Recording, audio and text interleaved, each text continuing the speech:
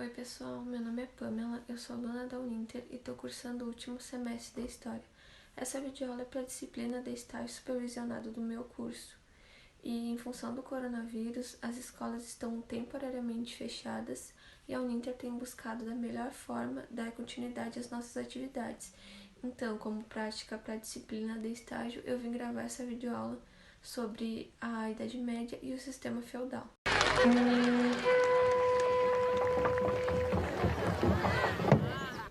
Mas antes de falar sobre a Idade Média, temos que entender que a história humana é dividida em 4 períodos: a Idade Antiga, a Idade Média, a Idade Moderna e a Idade Contemporânea, que é o período histórico que a gente vive atualmente. E por muito tempo, a Idade Média foi vista como um período das trevas, a Idade das Trevas, principalmente pelo pessoal do Iluminismo, que veio na modernidade, que julgava a época anterior como um período sem desenvolvimentos. Mas nessa aula vamos conhecer melhor a Idade Média e quebrar esse preconceito para entender que foi sim um período muito importante na história, inclusive um período que surgiu práticas que a gente vai usar até hoje. E a Idade Média é o período intermediário entre a Antiguidade e a Modernidade, que também pode ser dividido em 2 momentos. Entre a Alta Idade Média, que vai ser do século V ao século X, que vai ser marcada pelo nascimento lento e gradual do feudalismo, que a gente já vai entender, e a Baixa Idade Média, do século XI ao século XV, que vai ser marcado pelo declínio desse sistema feudal e também pela peste, pela fome e pelas guerras. E a Idade Média iniciou-se no ano de 476 d.C., após as invasões bárbaras sobre a cidade de Roma, que era a capital do Império Romano Ocidental, pois o Império Romano era dividido em 2 territórios: Império Romano do Oriente e Império Romano do Ocidente. O Império Romano do Oriente, que era conhecido como Império Bizantino, também vai sofrer com as invasões pelos povos muçulmanos que vinham expandindo seu território e trazendo a religião islâmica. Essas invasões muçulmanas trouxeram consequências para os povos que estavam habitando a região da Europa Ocidental, como a limitação do fluxo de mercadorias e também a circulação das moedas vai acabar diminuindo muito. Isso tudo vai futuramente influenciar para o que a gente vai conhecer como sistema feudal. Voltando a falar sobre as invasões bárbaras no território romano ocidental, temos que entender que eram vistos como bárbaros para os romanos todos aqueles que tinham costumes diferentes dos seus. Vão ser diversas tribos que se organizavam em reinos como reino dos francos, dos hunos, dos visigodos, dos ostrogodos, entre outros. Quando ocorrem essas invasões sobre o Império Romano, com o passar do tempo, esses povos bárbaros vão acabar se relacionando entre eles e criando uma troca cultural. E com essa mistura cultural, vamos ver nascer o feudalismo. Com as invasões, muitas famílias acabaram abandonando as cidades e fugindo para o campo, levando o processo de êxodo urbano. Os líderes das diversas tribos bárbaras vão acabar dominando alguns territórios e se tornando senhores de terras, aproveitando o trabalho dos camponeses, e a gente vai conhecer isso como colonato, um costume trazido da cultura romana, que também vai ser utilizado pelos bárbaros com essa troca cultural. Também vamos ter o comitatus, que resumidamente unia os senhores de terra pelos laços de suzerania e vassalagem. Tinha muito a ver com honra e fidelidade. Esses laços entre suzeranos e vassalos acontecia entre 2 nobres, onde um deles concedia uma porção de terra para outros em troca de proteção. O suzerano era o nobre que estaria doando a terra e o vassalo, outro nobre que iria receber essas terras em troca de proteção para o seu suzerano. Por exemplo, eu sou dona de uma propriedade e vou conceder uma parte dessa propriedade para um amigo meu, que também é outro nobre. Em troca, o meu amigo vai me defender caso a minha propriedade seja invadida ou eu precise de algum favor. Já o camponês exercia um papel de servidão. Não eram escravos, mas viviam em uma situação que era impossível ascender socialmente. pois eles pagavam impostos altíssimos e eram obrigados a viver nos feudos. Os principais impostos vão ser a talha, onde deveriam pagar metade da produção para o senhor da sua produção para o senhor feudal, a banalidade, que deveriam pagar para utilizar os bens da propriedade do senhor feudal, como moinho, fornalha, celeiro, entre outros, e a corvéia, que em determinados dias da semana deveriam trabalhar nas plantações dos senhores feudais. E também tinha o dízimo, que era o imposto cobrado pela igreja, e tinham outros impostos também, mas esses são os principais. E então, por conta disso, a sociedade medieval vai ser considerada como uma sociedade estamental, onde não havia possibilidade de mobilidade social, pois, como eu falei antes, era praticamente impossível um servo virar nobre.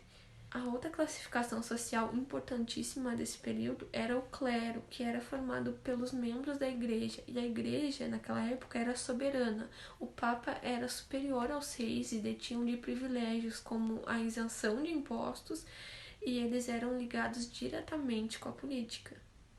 Um dos motivos pelas quais a Idade Média foi considerada um período sem desenvolvimentos era principalmente porque a maioria das criações artísticas e culturais eram administradas pela igreja, e eu vou deixar aqui do lado uma ilustração para a gente entender os 3 pilares da sociedade medieval, que basicamente vão ser os oratórios, os belatórios e os laboratórios. Basicamente uns oram, outros lutam e muitos trabalham. Isso configura o sistema feudal. A partir do ano 1000, vamos entrar no período conhecido como Baixa Idade Média, onde ocorrem muitas mudanças sociais, e inicia-se por volta do século XI, onde as invasões vão diminuir, o que vai dar mais segurança para a população, e novas técnicas agrícolas vão começar a surgir. As produções agrícolas vão aumentar consideravelmente, o que vai gerar excedente, e esse excedente vai acabar sendo vendido ou trocado, o que não era algo que ocorria na Alta Idade Média. A produção anterior era somente para subsistência. Essa troca desses excedentes vai acabar trazendo as pessoas de volta para as cidades, e também vai dar início a uma nova classificação social, a dos burgueses, que serão pessoas que irão realizar a troca ou a venda desses produtos, desses excedentes, nas muralhas, que vai ser conhecida como burgo. A burguesia vai estar ligada diretamente com o comércio, e vão ser os comerciantes, artesãos, banqueiros. Eles vão para as muralhas dos feudos fazer o comércio, e por viverem nos burgos vão começar a serem chamados de burgueses. Outro acontecimento importante para as mudanças que estavam acontecendo na Baixa Idade Média foram as Cruzadas, que resumidamente vão ser expedições religiosas incentivadas pela Igreja para expulsar os muçulmanos da Terra Santa em Jerusalém. O clero vai incentivar a nobreza e os servos a expulsarem esses muçulmanos, mas também tinha o intuito econômico de fazer contatos comerciais. Vão ser diversas cruzadas que acabam não atingindo os objetivos religiosos, porém o lado econômico foi beneficiado, pois ocorreu um contato com o Oriente, podendo trazer as mercadorias para o Ocidente. Lentamente a sociedade vai mudando, e os servos vão começar a aceitar menos viver como antes, pagando os altos impostos e vivendo explorados. O comércio e as trocas vão mostrando que os camponeses, para os camponeses, que existia outra forma de vida. Aí vamos começar a perceber que vai ter uma crise lenta do feudalismo. E esse processo vai se dar de forma lenta e não vai ser de forma igual em todos os lugares da Europa. A ideia do excedente agrícola vai levar o pessoal a procurar outros lugares para as plantações, o que acaba alterando o clima das regiões.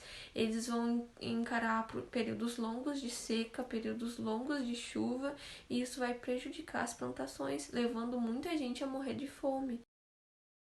Para piorar ainda mais a situação na Baixa Idade Média, a peste bubônica, também conhecida como a peste negra, trazida através dos navios mercantes chineses, vai acabar matando 1/3 da população europeia, que basicamente é uma doença pulmonar causada por uma bactéria e recebeu esse nome por ter como sintoma surgimento de manchas escuras no corpo.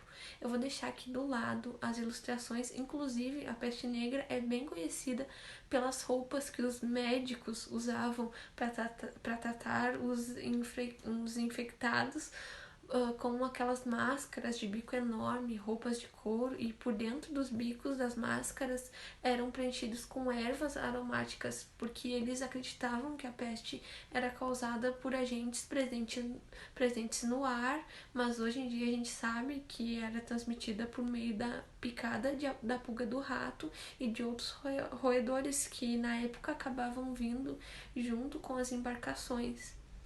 Todo esse contexto vai gerar cada vez mais revoltas, pois mesmo com a fome e a peste matando muita gente, ainda eram cobrados os impostos dos servos. E as guerras também vão ser outro fator que vai acabar contribuindo para a crise da Idade Média, e uma das principais guerras que a gente vê nesse período é a Guerra dos 100 Anos, que basicamente foi a disputa entre a França e a Inglaterra para a sucessão do trono da França, que após a morte do rei francês Carlos IV, o trono deveria ser sucedido pelo parente mais próximo do sexo masculino, que no caso seria o rei Eduardo III, na época que era rei da Inglaterra. Porém, os franceses lutaram para que o primo do falecido rei, que também era francês, assumisse o trono. Foi uma guerra onde vai morrer muita gente, vai acabar devastando mais a população. Todos esses acontecimentos colaboraram para a crise da Idade Média, e as revoltas começaram a ficar mais frequentes. Então a nobreza começou a centralizar o poder nas mãos dos reis, pois já estava ficando difícil controlar toda a situação. Tanto que depois da Idade Média vai surgir o absolutismo, em que o poder absoluto vai ser passado para os reis. O final da Idade Média vai começar a dar início ao Estado moderno, com o poder sendo centralizado na figura dos reis, e entre outras mudanças sociais. Mas isso vai ficar para quem sabe, um próximo vídeo, e eu espero ter conseguido explicar pelo menos um pouco do que foi esse período da história muito importante. Gostei muito dessa alternativa de aula que a Uninter nos propôs. Então, pessoal, eu agradeço a todos que assistiram o vídeo até aqui, e eu vou deixar rolando algumas ilustrações.